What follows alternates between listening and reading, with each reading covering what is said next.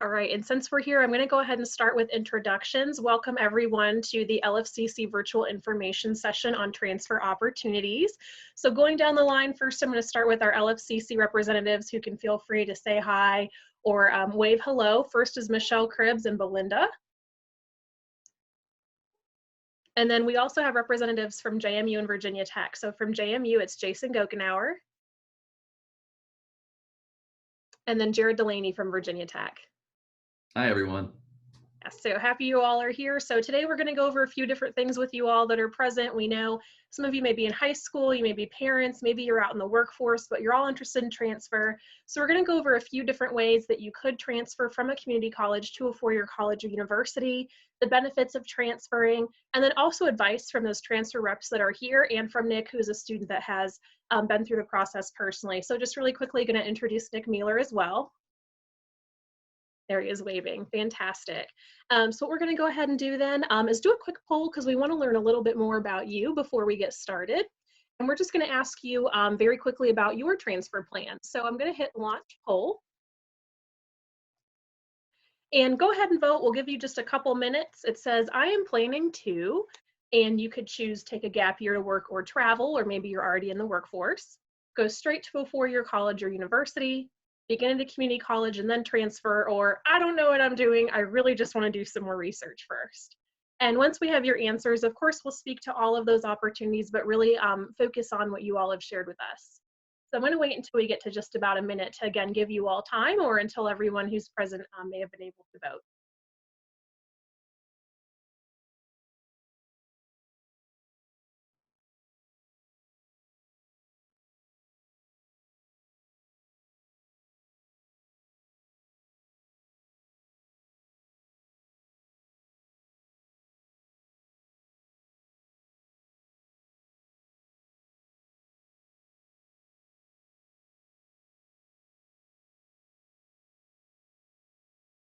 All right, so we've made it to about a minute. I don't know if all of you can see, I'm gonna try to share the results with you all, but this is what we have. Out of those of you that answered, 15% of you said that you're gonna try to go straight to a four-year college or university.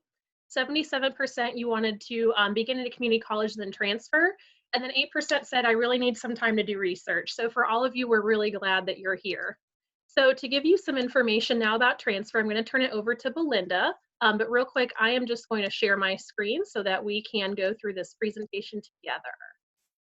Hold on just a moment. All right, Belinda, can you see the screen? Yes, I can. Fantastic. So I'm going to mute myself. Let me know when you need me to transition. Awesome. So I actually was a transfer student, but not because I had some great, wonderful plan about my college career. I chose, I will say, unwisely for my first institution. There's nothing wrong with the institution. It was actually an excellent school, but it wasn't a very good fit for me personally. And the reason I chose unwisely is because I was kind of scared to make a decision. And so I just picked it out of a hat. And I tell that story now to my students when they're trying to think about what they might want to do after high school, because I don't recommend picking it out of a hat. Again, although it was a great school, it wasn't a very good fit for me. I probably would have benefited from taking some more time to think about what I actually wanted out of the college experience. So when I turned back to my college search again, I did have a much better sense of what I wanted and what I didn't want in the next institution that I went to. So my second school was a much better fit for me as a student and also as a person overall. Ooh, the light, I'm so sorry. Move just a little bit here so you're not blinded with a halo on me. If you want to go ahead and change the slide there for me, Kelly. Why would you want to transfer? Well, college means a lot of changes in your life. It's a very dynamic time and a time of preparation. So it's not just about you have a different kind of class schedule or you have new opportunities that you haven't experienced before, but it also means new responsibilities and new ways of doing things. So for some students, it's better to have a little bit more time to really sort of walk through that process with a lot of support from their support group that's close by. So whether that's their family or friends, that they would be able to sort of take their time walking through that process and thinking about what is it that I actually want, what's a good fit for me. Other times students aren't really sure what they want to pursue. And so taking a little bit of time at the community college to sort of get your feet wet is a good way to see, do I actually like that major? Am I interested in those kinds of classes? It's one thing to say, hey, I like the idea of being an accountant. And it's another thing to actually sit in an accounting class and see what that actually entails. So it's a good way to try things out and kind of get your feet under you. Another thing that is an advantage, of course, to going to a community college is that you really benefit from small class sizes. Most of our classes have less than 25 students. So you get that one-on-one attention that you might not necessarily get at a larger institution, where some of the entry level or general education classes might be taught in a bigger class size. That's not true at every school, but sometimes that is the case. And students might get in there and feel a little bit unsure of themselves, or maybe they've never been in a class with 100 people before. And so that's a whole new experience in and of itself. So some students really like to have that small class size and the opportunity to learn from professors who oftentimes are still working in that actual job field. They aren't necessarily only full-time professor. So the other reason, and this is probably one that comes to mind most often, is that you would save money on tuition. The cost of attending a community college like Lord Fairfax is about 1/3 the cost of attending a four-year school in Virginia. So again, if you're not sure, you're saving some money, you're making sort of progress towards your degree, but you're also saving money during that exploratory time.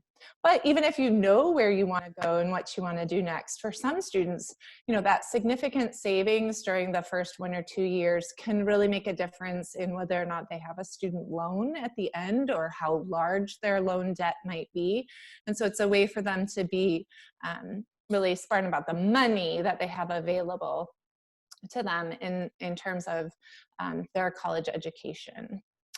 But Kelly, if you'd go ahead and change the slide again.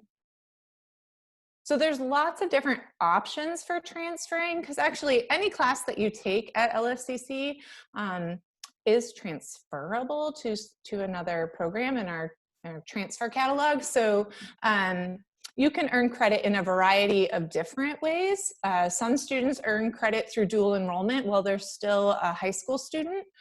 Some students take some classes at LFCC, but not necessarily complete a degree. Other students might take an entire program towards an associate's degree. So they might complete, you know, essentially 2 years of classes and then complete an actual diploma and then transfer onto another program. So all of the credits are transferable. You never lose credit. Sometimes you might move into a program where you took a class that wasn't required for that degree. Say you took advanced basket weaving and it was a phenomenal class, but it's not required for your degree in engineering. So you won't lose the credit for advanced basket weaving, but there's no place on the engineering program necessarily for it. So it might count as an elective. Most programs do have room for some electives, but it is really important for you to work with your advisor. That's the person at the college who can tell you, hey, here's the classes that are required for the program that you're interested in. Here's how those credits would transfer to the school that you want to go to. So it's really important, like I said. There's also, what was I gonna say? Something called a transfer equivalency guide. And pretty much all the schools in Virginia have access to this for students through their website. So if you want to see how a class you take at LFCC would be received at a place like JMU, you can go ahead and look and see, hey, this is the speech class that I need to take in order to count it towards my degree at JMU. So it is really an excellent tool for students to make sure that they are staying on track towards their intended degree or program that they want to go for. And that leads me to my next slide, which if you want to change that, Kelly. Yeah, so we have something called guaranteed admissions and transfer agreements. So we actually have worked with over 30 colleges and universities to figure out what degree or what classes are required to move into their degrees to sort of make a seamless transition for our students. So that way they know, hey, I completed this associate's degree at LFCC, and when I get started at my next school, I'm not starting all over, I'm just taking the next step. It's sort of like a stacking of the 2 degrees. There can be some advantages to earning your associate's degree over simply taking some credits. And in part, that has to do with that guaranteed admissions option that we have. If you start at LFCC and you complete the required courses and you have a certain GPA, then you are guaranteed admission into the college or university that we have agreements with. So you do have to meet some requirements, but essentially it's a great way to take the guesswork out of your next step. So you don't have to wonder, oh my gosh, I've done 2 years of work and I don't know if I'm going to get into the school I want to go to. You can move forward with confidence, knowing as long as I meet these requirements, I will be able to get into the program that I want to go into. The other group that can really be a benefit for is somebody who maybe didn't get in initially. Maybe they just wasn't room in the class that year for them. As a transfer student who's doing guaranteed admission, you would be eligible to apply and then move right into that program that you're interested in. So that's all I've got. Are there questions that are for me right now? I'll pause.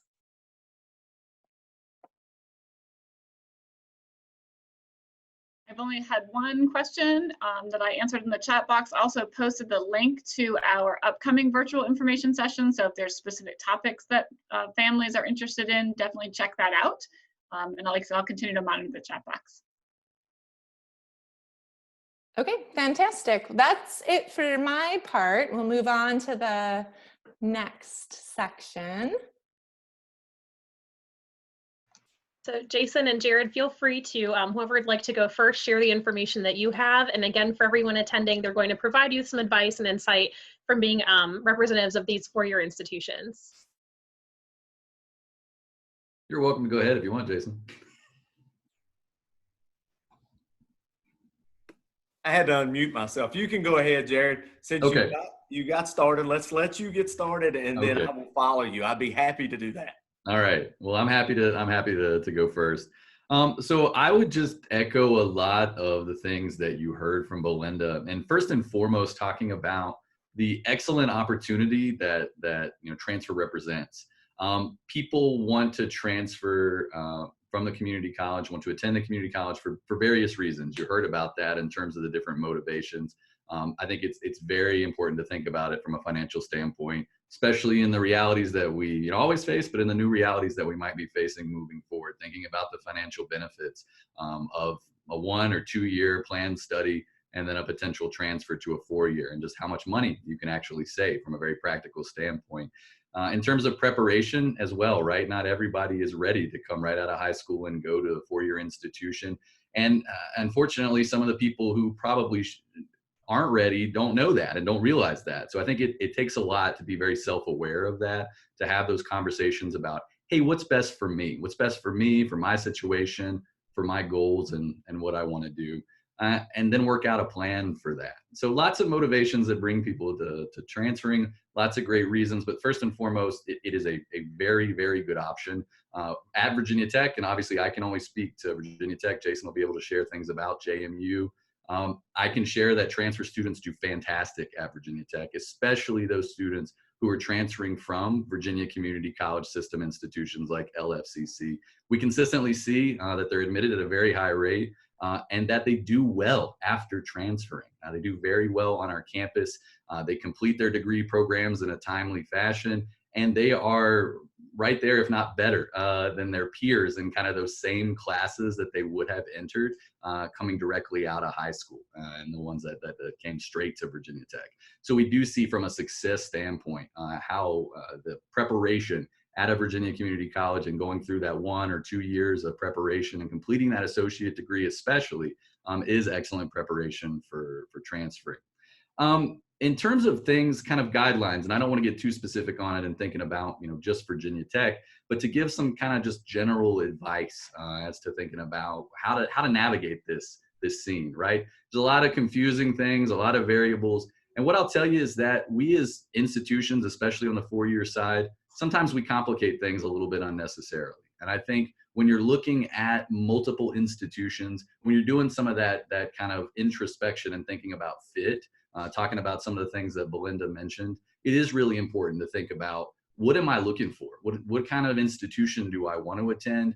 How is it going to help me reach my goals? What does that look like? And it's not just about picking a name out of a hat or the one or two names that you've heard of before, but really doing some in-depth research, thinking about it from an academic standpoint. That's a very important part of it.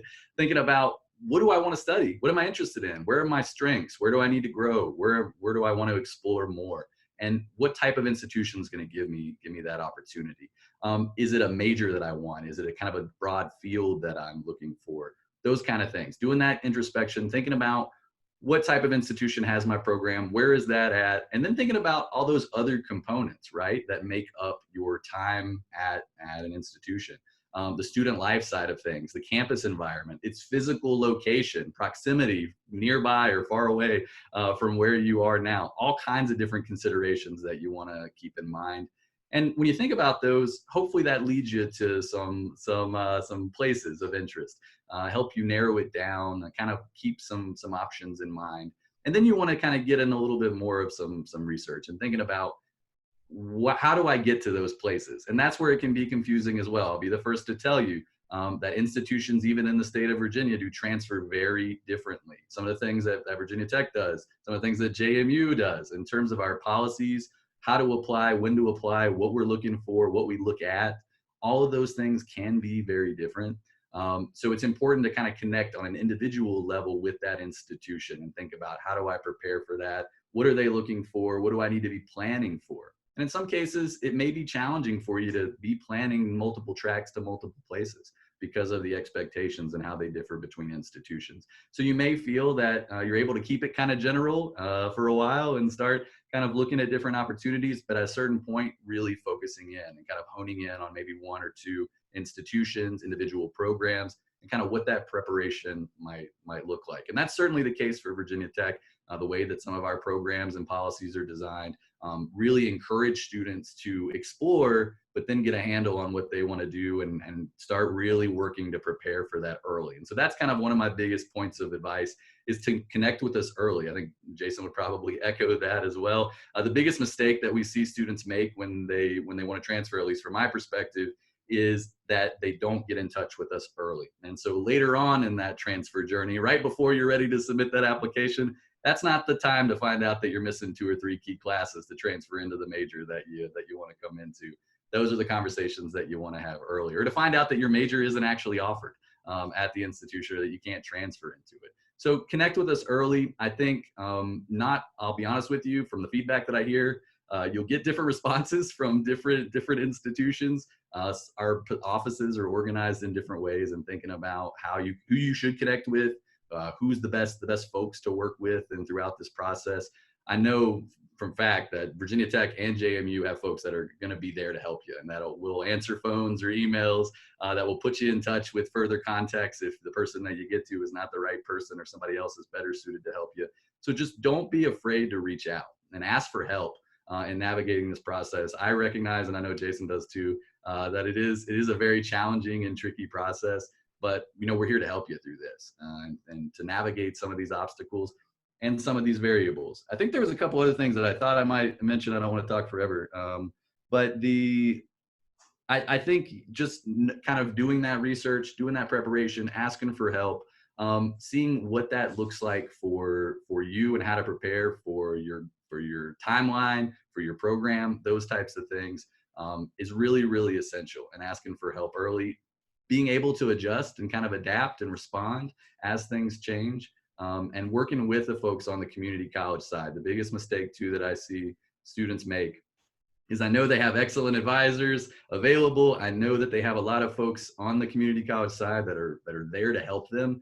and they haven't had those conversations and they haven't connected with those folks or worked with them on plans to get to the institution that they want to go to understand guaranteed admission and how that might work, understand how the different degrees can help get you to different places, those kinds of things. And so just, working with the folks, taking advantage of the resources that you have available, I think that's kind of my ultimate advice. Now, I won't get into any of the specific stuff with thinking about Virginia Tech. I'm always happy to serve as a point of contact if you're interested in transferring to Virginia Tech. What I'll probably do is drop a link, if it's okay with everybody, in the chat for our transfer admissions homepage, where you can see a lot of great resources that we have, see our contact information. My face is on there. You can feel free to reach out and get in touch with me if you want.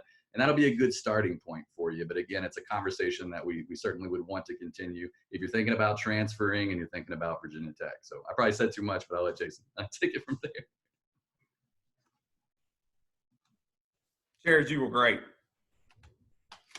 And I'm going to repeat a lot of the things that Jared said earlier about asking questions. Don't be afraid to ask. Don't be afraid to reach out. We'll get this question all the time about the wrong math class, the wrong science class, the wrong, I didn't know I needed this. What do you mean I can't transfer directly into this program? Those are the things that we can help you figure out semester 1, not semester 4 or semester 3. So Jared hit that perfect. Just don't be afraid, whether it's your community college advisor, whether it's one of us at one of the member institutions. And we're really different. People would think, oh, they have a GAA. It all works the same. Yeah, no, it doesn't.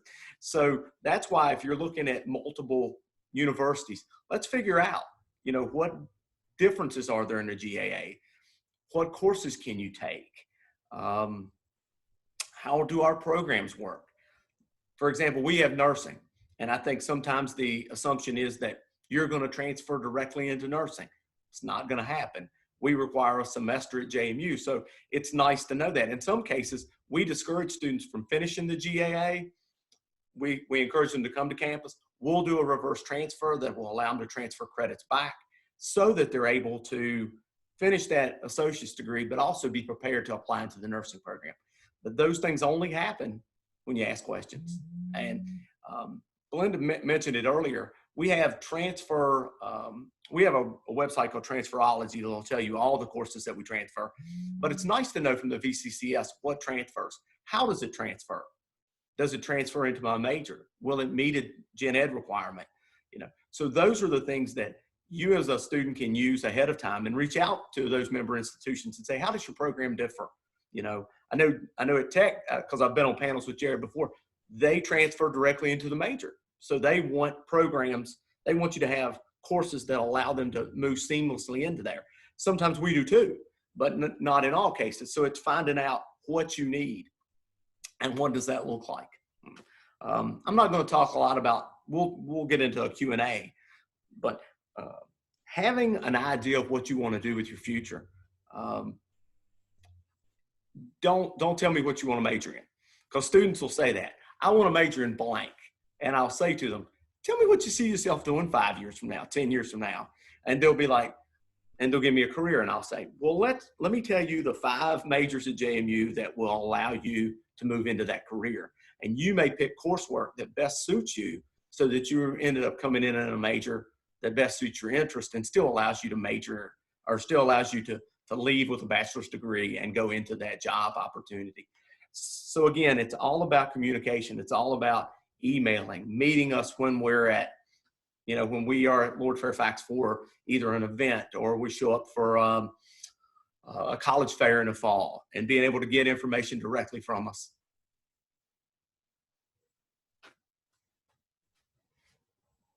All right, thank you so much, Jason and Jared. That's invaluable advice and so helpful to hear, whether we're, again, students, parents, or supporters. And so now, since you've heard from the transfer reps, I'd like to give it over to Nick Mueller. He's going to share his kind of transfer story, how he ended up at LFCC, going to his university, and advice that he has for you all. All right, so good afternoon, everyone. My name is Nicholas Mueller. Just to start things off, I graduated LFCC December of 2016, and then I just graduated JMU in the May of 2019. And so pretty much how I, thank you, pretty much how I got to LFCC. It was not my first choice by all means. I have to be honest. And so what happened was I actually applied to JMU first, knew I wanted to go to JMU ever since day one, pretty much. And I actually got waitlisted. I waited all summer to get off, didn't happen. So the next best thing was LFCC.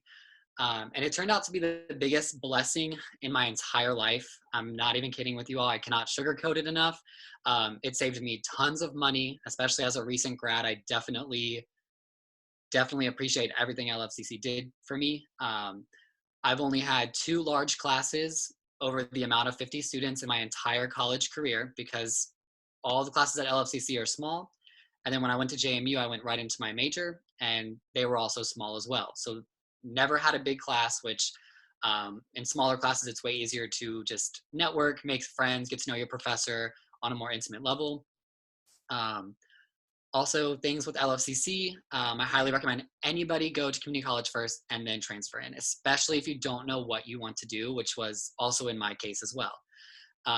So kind of going off of my journey a little bit, I spent 1.5 years at LFCC only because I had so many dual enrollment credits from Sharando High School. So I did graduate Sharando in 2015, went right into LFCC with I think around 24 credits, only needed 1.5 years for my associate's degree, and then went to JMU actually a semester early because of those dual enrollment credits. So I've been through every kind of stage of dual enrollment through LFCC, regular LFCC student, then transferring successfully to JMU. And when I transferred to JMU, I am a first generation college student, so it was all on me. My parents knew absolutely nothing, thank you, about any college process at all. So everything from pulling out loans to enrolling to figuring out my course classes and what I needed to take was all on me. But I tell you from day one, I know Kate McDaniel was the JMU academic advisor for transfer students at the time.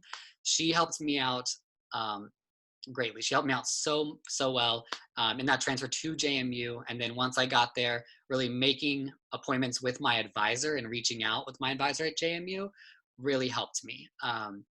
And because I kind of figured out what I wanted to do what I wanted to major in at JMU from one class I took at LFCC, I was able to kind of map out some more classes to knock out of my degree program before I even got to JMU, so that I could end up actually double majoring and still graduating perfectly on time. I don't really think there's, an on time to graduate, but you get what I mean, in the 4-year process. So I did work with transfer students at JMU in a paid position with their orientation. So incoming around 300 to 400 transfer students, as well as working with first year students. So I know a lot about the process of integrating both first year and transfer students into JMU.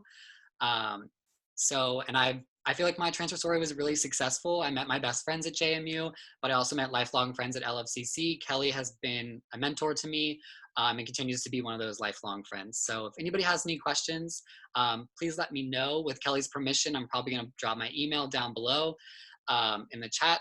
And please feel free to, anybody who's thinking about transferring or scared, please reach out to me. Again, I did it all on my own. Up to the point of graduating May 4th. That's when my parents came in the picture and I said, hey, be on the quad for graduation on May 4th. So that's kind of where they slid in.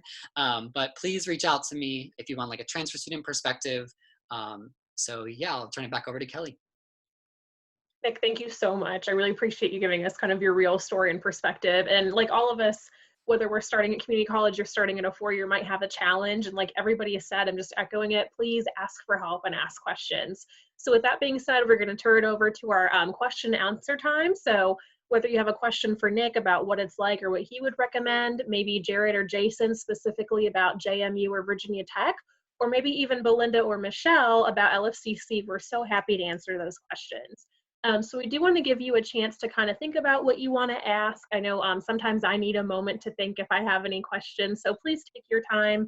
And again, you can ask in the chat box or you can ask verbally. To get us started, Michelle, I was wondering if you could take a couple questions that were asked that maybe you think would be good for the group to hear if they weren't personal, just in case it could give some insight to what we're talking about today.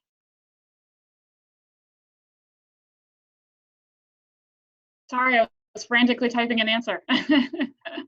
So can you repeat the question? I heard my name and I was trying to finish up that question. You're apologize. okay. No, I just opened up the floor for question and answer, but just said, if maybe there was a question or two in the chat that wasn't personal, but you felt like could benefit everybody, could you kind of go over the answers to some of those questions to kind of shed insight on what we're talking about now? The couple questions I've been getting is about the guaranteed admission agreement. So a couple of the questions were more individual, so I've been answering some of those privately in the chat. But overall, in general, the guaranteed admission agreement can only be used by students who have been at LFCC. I know many of our high school students are very accomplished students, and they really feel like even though they're graduating from high school and they have that associate's degree, that they should be eligible to use that guaranteed admission agreement. Unfortunately, they can't. They will still apply as very strong, traditional incoming freshman candidates. So if you have specific questions about where your associate's degree is going to land you or the competitiveness of your application, I would reach out directly to those four-year institutions and find out, what your, student package in total looks like and what your chances of admission would be. And every year it really varies. I'm sure the four-year, representatives would share that too. 1 year, you might be the number 1 student, another year you might be number, 129. It really just is different based on the candidate pool. So, but I will echo the advice from both the four-year reps and Nick about asking questions. Every college has staff that lives and breathes and does all of this every day. So we either have the answer or we can refer you to that direct person that we know that can give you that accurate answer. We know that you want efficient information. You don't want to spend resources or time, going the roundabout way. So please don't hesitate. There is no question that, you should feel like, oh, I don't know if that's really a legitimate question or not. So. Thank you, Michelle. And I did just take a peek at the chat. There's a couple questions that have been addressed to everyone, but it looks like they're Virginia Tech specific. So Jared, could you answer a couple questions for us? Sure. You want to pick them? You want to pick them out, or? Sure, absolutely. So the first one, it says, due to this new virus, will I be a transfer or a new applicant at Virginia Tech? I've completed 30 plus credits at LFCC during high school. Okay, and so maybe I need to find that or see it. But the question is about the status in terms of applying at Virginia Tech after having completed a significant number of credits in high school. So the key sticking point here, and this is a Virginia Tech specific thing, though many colleges and universities have similar policies. And again, that's why you want to check with the individual institution to see how you might be classified. What I can say is that Virginia Tech classifies all students who are in high school, no matter if they have 1 college credit or 1 million college credits, and they are finishing up their high school program, they are considered a freshman applicant with transfer credit. So if you stop there, you graduate from high school with 1 million credits from LFCC, you are still a freshman applicant. You can apply that year as a freshman applicant. You can wait until the next year and apply as a freshman applicant. That does not change. The only time that you move into transfer territory is if after completing your high school program, finishing up your high school diploma, and I kind of use that terminology a little bit because we have homeschooled students who complete at different times, and then you decide to enroll in further college study. If you attempt 12 or more hours, and attempt is the key word there, so you don't necessarily even have to complete it, but if you attempt 12 or more credit hours at a college or university after you finish high school, then forever you're a transfer student. And you have to go through the transfer admissions process. You would go through kind of the steps and the advising and use the resources that we have. And you would navigate that admissions process specifically as a transfer. When you're looking at that, and again on an individual basis, as was highlighted, there can be some kind of advantages and maybe some disadvantages or drawbacks depending on how you navigate that process or which process you think that you want to navigate.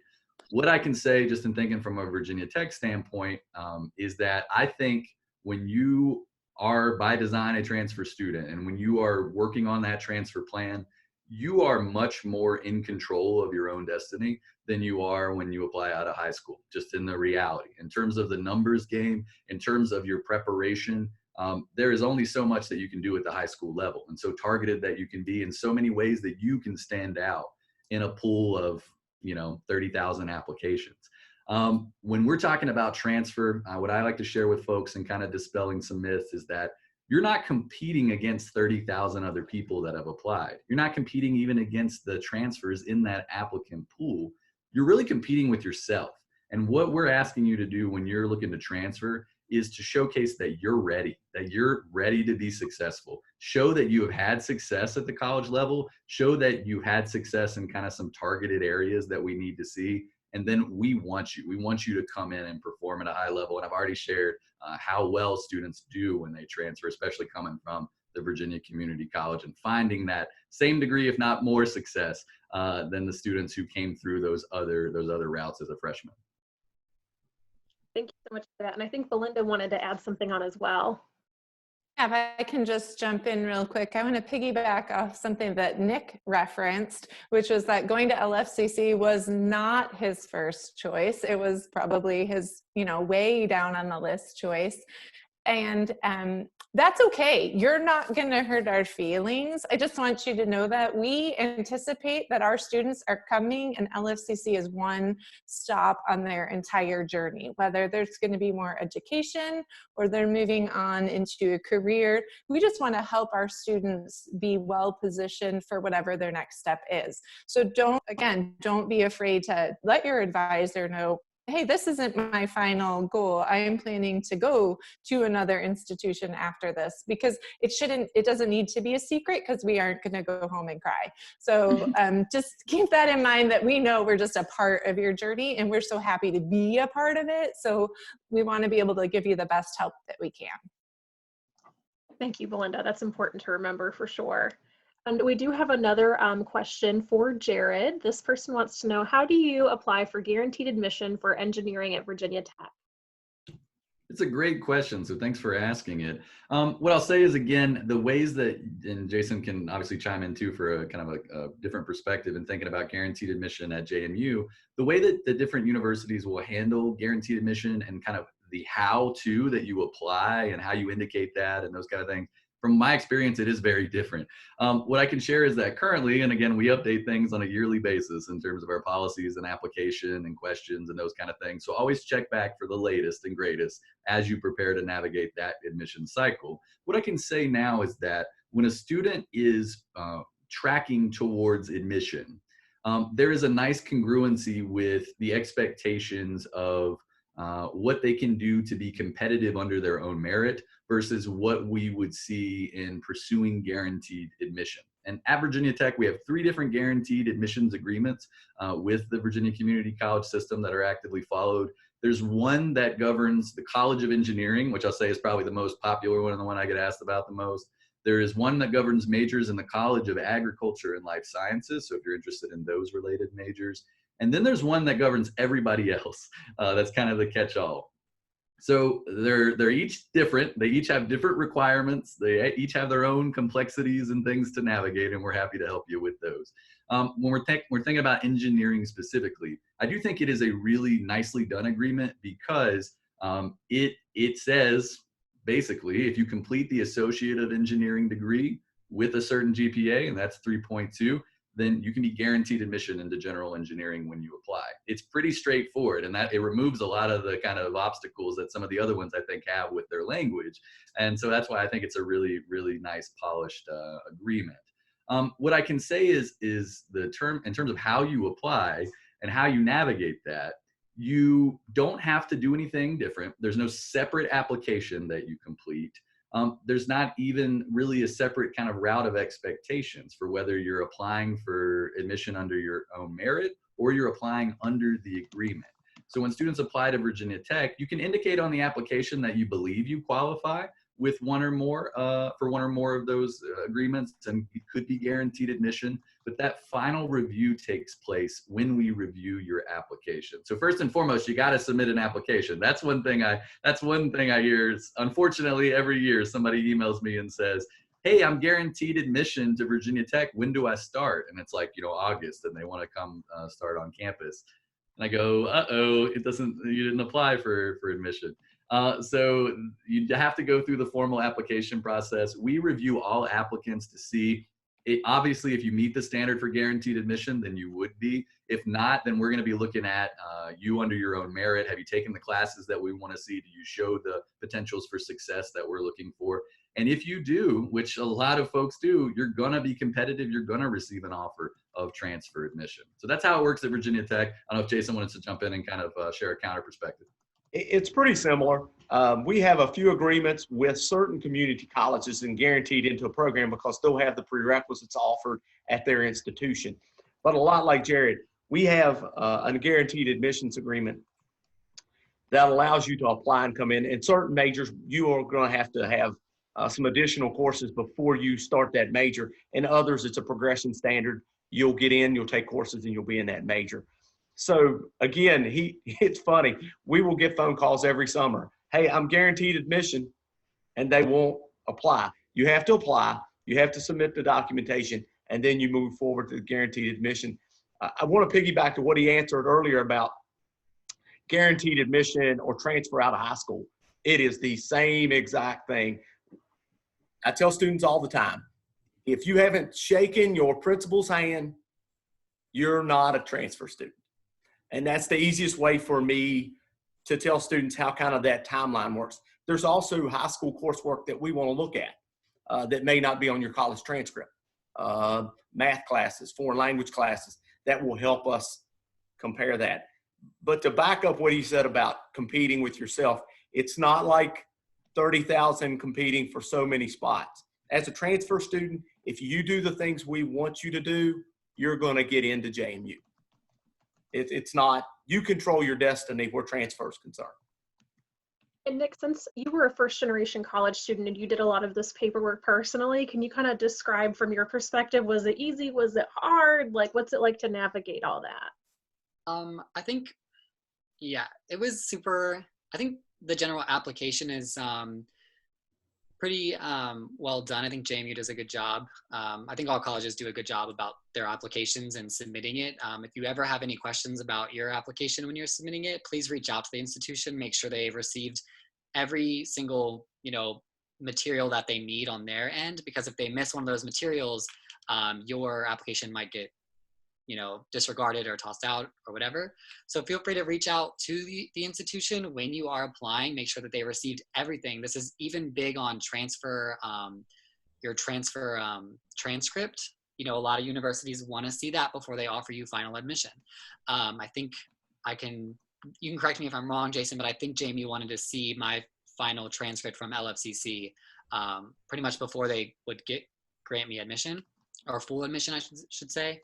And then going off of that, I think the application is one thing. I think kind of after that, and I know JMU kind of calls it like a one book or a couple steps that you have to do after you're initially enrolled. And there's like a checklist of dates that you need to get those done by. A lot of those, especially being first gen or not really knowing or not having parents that are knowledgeable in that realm, you definitely want to reach out to the university.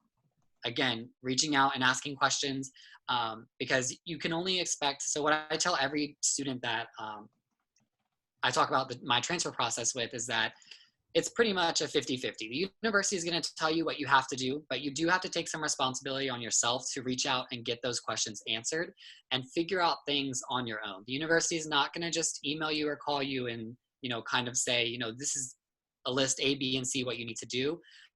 You do have to take initiative and kind of find out, especially if you're confused or if you have questions, you definitely have to reach out. It's not a hand-holding process at all. Trust me, I can attest to that. So I hope that answers your question. Yeah, it's good. And Jason, did you want to add on anything that he said regarding JMU? No, Nick did a nice job. Awesome. Thanks, Jason and Nick. So next I want to go over a question that was asked and Michelle responded. So I'm going to have her elaborate more about her response. But one of you asked about, starting in high school and then transferring and saving money and what's the process. So the specific example was, let's say I got 30 credits in high school and I transfer into JMU as a freshman. Do I have to start all over? How does that work? So Michelle, what was your response to that question? So just as the rep said, that if you are a high school student with dual enrolled credit, you are being admitted under the freshman criteria. So you're competitive with your freshman, your rising freshman cohort. However, your credits will transfer in. So it would be nice if they had 1 million credits, but typically those high school seniors have anywhere from 15 to 30, sometimes even up to 60. So those are the credits that will transfer in with you as your freshman. So it leaves room for you to possibly finish your degree sooner, maybe fewer than 4 years, but it also allows a lot of flexibility for students that want to double major. Maybe students that know they have a really difficult major and maybe some semesters only want to take 12 credits instead of 15 or 18. And that will be a conversation that you will have at that 4-year institution as to how you're going to use those dual enrollment credits that you have, carried along with you. And that's such an individual, conversation that I would leave it completely up to that student, that institution, that department, how best to manage those dual enrollment credits coming in. But you will not start over and have to start at, completing 120 credits for the bachelor's degree. You will carry with you what you have, and they will help you place it in the most efficient manner for what program you want to move into. Thank you so much, Michelle. So our next question is for Jason. It says, if I'm graduating LFCC with general admission, I'm not sure if they mean guaranteed or just general, which majors can I apply for at JMU? You can literally apply for all of them with the exception of visual and performing arts that we're going to require an audition. You can apply to all of them. The key about what Michelle just answered is it's dependent on what credits you have. If you can come in with an associate's degree and 60 credits, we have 9 College of Business prereqs. If you haven't taken any of those, then you have an associate's degree and we'll waive your gen ed requirements, but you're still going to have to take prereqs. The students who come in with credits that most match what their intended major could be will benefit them the most by allowing the most flexibility during that process. So it's not about number, it's about picking the right coursework. And that involves seeing your LFCC advisor, your advisor from JMU if there's one in the region, Jared, myself, the other transfer representatives across. So because we can help you figure that out. If you say, hey, I'm a blank major and you're taking, math 154, you're fine. If you're a chemistry major, yeah, I got to have you take a little bit more coursework in math. So it's about helping you figure out what does that look like and how can I use my time effectively and not just take courses to meet the degree, but also to set myself up well to be able to make that transition. Jason, we also have a positive shout out on the chat for JMU, so some kudos. Someone just saying that they are LFCC career coach and their oldest daughter went to LFCC to save money, transferred to JMU. It was totally seamless and she loved working with the advisor. So just a kudos for you all at JMU. Kate McDaniel is that advisor and she is awesome. She's an amazing person. If you want to just interject here, it was me. And we're not Virginians. And we moved here from Europe, but we love it because it's small, because it transitions you from high school. Most high school students do not realize the pressure and the big difference. I always joke with my students, it's not Harry Potter year 13. You need to jump a couple, 3 years to qualify and equal the independence, the not being checked up on for homework, online classes. But Jason's right. You will be accepted to the general college at large with the correct transfer GPA. But if, like my daughter, you're in a special school of art, then she had to prepare a portfolio, and it was not a given she was accepted just because she had a 4.0 from LFCC. She had to compete to get into JMU's School of Art. So that might be true with the school or College of Education and business, engineering, those different types of schools, but to the school itself, yeah, with your general ed, you may very well be accepted. And it's so important, every school has a transfer admissions counselor, that you talk to them, that you don't take a class because you want to take it. It will always transfer, but it could be a real waste of money. And so let's take classes that go directly into your area of concentration besides your gen ed, so it does set you up to be successful when you go to Virginia Tech or JMU, GMU, UVA, wherever you might land? I do want to go off of something that Nancy did say, and as well as Jason and Jared as well. As far as coming into a four-year university, the guaranteed acceptance agreement, I don't know why I'm blanking on that right now, that is covering your gen ed. So that's kind of how you want to look at that, is you're not gonna, that's only covering your gen eds. Every degree has something that is called degree requirements, in which those are kind of, sometimes they're outside the realm of gen eds. I know for mine, so I entered in JMU and I wanted to study international affairs. And even though I didn't have to apply for the major, like let's say nursing or some of the business school, I still had degree requirements that needed to be completed before I could graduate. So even though I was still in the major, and I knew my major requirements, the degree requirements were a little different. So I had to take statistics, which thankfully I had taken at LFCC, and I needed a philosophy 101 course, which I ended up taking at JMU, because like I said earlier, I did have a lot of my courses, because I knew the degree program I wanted to go into, I had a lot of my other classes kind of knocked out already. So I had room for that philosophy 101 class. That is something, in my transition that I wish I would have reached out and asked for, besides gen ed requirements that clearly was waived for me, what other courses that I don't see directly on my course list, that's kind of in the finer print that I do have to take.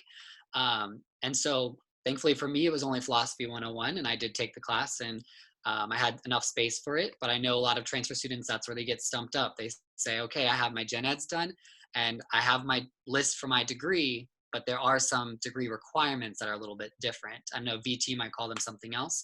And then the second thing I do want to cover that Nancy said, again, when I was waitlisted for JMU, one of the biggest blessings was that I just, maturity wise, was not ready. And I was someone I was 18 years old. I was very independent since I could learn how to walk. So I definitely thought I was ready and mature enough to go to a four-year university right after college. And when I transferred to JMU, I realized real quick, me a year and a half ago is not the same person that went through LFCC and came out the other side. So that to me was really, helpful, especially coming out of high school and being waitlisted. And then, looking back on my whole entire college journey, I wasn't ready to go right from high school into a four-year university. Definitely there were some things that I could have gotten myself in a lot of trouble. And I think going through LFCC first, allowing myself to mature and add to my resume a little bit, definitely helped me out in the long run. So if there's any further comments from Jason or Jared about what I just said, that'd be super cool, but it's okay if not. Thank you so much for sharing that, Nick. That's huge. All of this is very important, and all of it is very clearly very individual as well. So we have about 5 minutes left in the session. I just wanted to give any of you that still had questions the opportunity to ask them. So again, whether you want to ask it in the chat, you can, or you can go through audio, either way. But I'm just going to give you all a moment to kind of type your question if you're typing, or go ahead and get on with audio. Am I allowed to ask a quick question? Yeah, absolutely. Hi, I'm Gabriel Hi, Escalante, by the way. I had a quick question for Mr. Delaney. In the fall, I'll be completing my associate's degree in science. Should I complete the degree before I go into Virginia Tech, or should I stop the degree because it might hurt my chances to get into the engineering program? Yeah, so thank you. This is a good and complex question. And what you'll find is that when you get into the intricacies of credits and status and completion and this thing called nativity, and whether or not you're when you're completing dual enrollment credits, if that allows you to be potentially considered as, again, a freshman applicant or a transfer applicant, and the kind of various things, policies you see at different schools, it gets pretty complicated. The first thing I want to emphasize is that it is almost never a good idea for you to not complete the associate degree or to delay the completion of that associate degree. So if you're thinking about, hey, I'm going to finish this in high school, I've got a few classes left, this has been my plan, then you wouldn't want to augment that plan on the basis of trying to be eligible for any sort of potential guarantee or or anything like that down the road.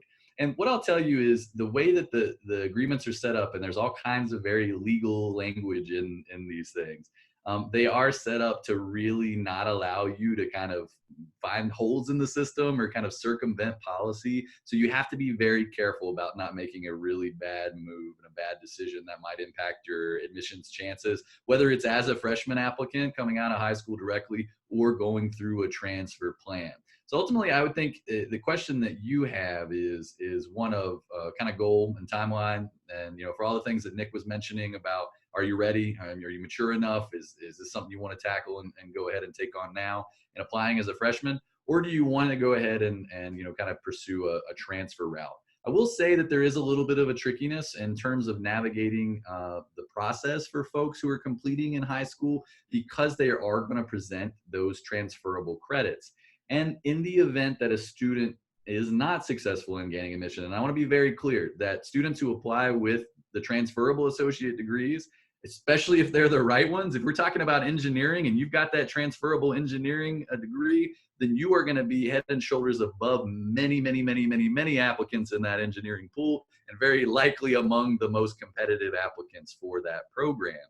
You can, however, complete an associate degree and not necessarily be as well positioned for engineering, right? Because there are different options. This is why it's really important that you work with an advisor, that you ask these types of questions. But for your specific case, when you're talking about completing an engineering associate degree, that's going to be the best preparation that you can have, because again, it's rivaling what we're looking for from the transfer admissions perspective for students who are maybe even transferring after 2 years of study at the college level.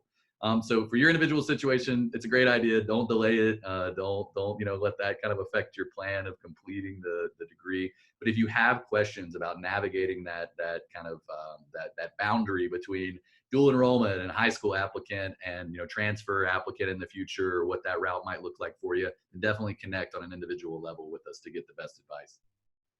Thank you.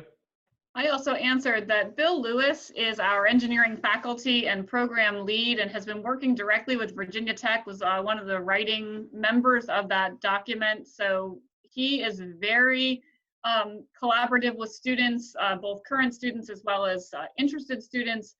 In terms of the LFCC Virginia Tech Engineering Partnership, he is probably the best in the know person that can give the best information from both perspectives. So I had put his email in the chat box earlier on. If you need that again, I can type it in. But like I said, Bill Lewis is a great advocate and information source for LFCC to that Virginia Tech program.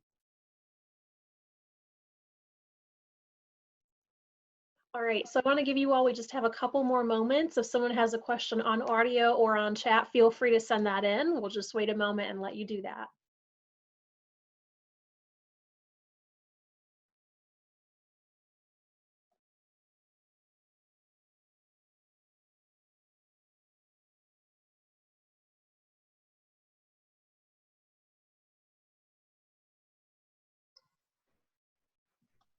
Mr. Delaney, I sent you a private chat message. Did you receive that?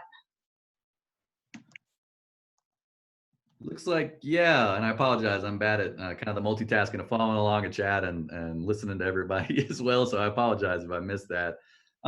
So reading it, it looks like your daughter's completing the Associate Arts and Sciences from LFCC through dual enrollment, maybe taking some other classes geared towards engineering to potentially go through the guaranteed admissions agreement.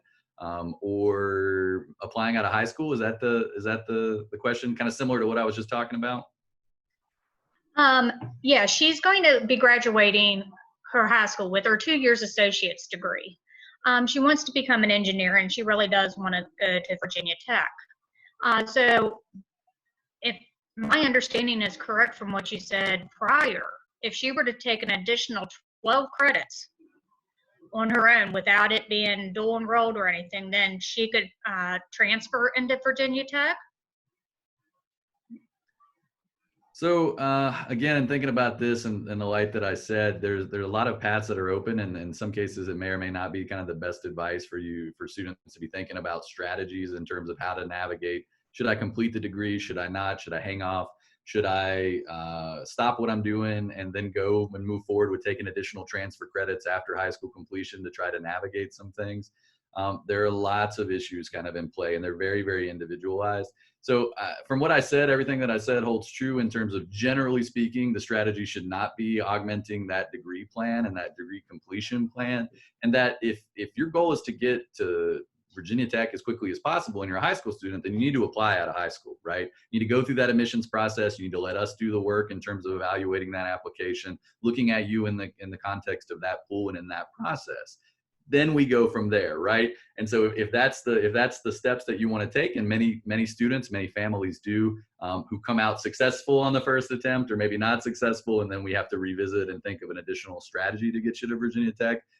That's the process that I would advise. I wouldn't advise trying to be strategic in thinking about how you want to navigate or kind of get through admissions policies and procedures, because ultimately you can put yourself in some rough shape. And obviously I'm happy to continue this conversation after this. If you want to reach out to me and connect with me, you want to set up a chat and we can kind of go into detail about the individual situation, I'd be happy to do that. Okay. There we go, just muted myself. With that, we're gonna go ahead and end this session for today. Like Jared said, you'll be able to contact Jason, Jared, Michelle, Belinda, or I anytime, and you're gonna get all of that contact information in a follow-up email that's going to come next week. In addition to that contact information, we're also gonna have this session recorded and posted on our website and sent to you. So whether you just wanna rewatch again to get the details for yourself, kind of to review or share with another, you're totally welcome to do that. And just remember, in the 50 years that LFCC has been open, your future has always been our focus, and that has not changed. So continue to see us as a resource in your community for college, and also the other four-year colleges and universities too. Thank you again, Nick, Jared, Jason, Michelle, Belinda, and all of you who are in attendance, and have a wonderful evening. Take care. Thanks. Take care, everybody. Take care.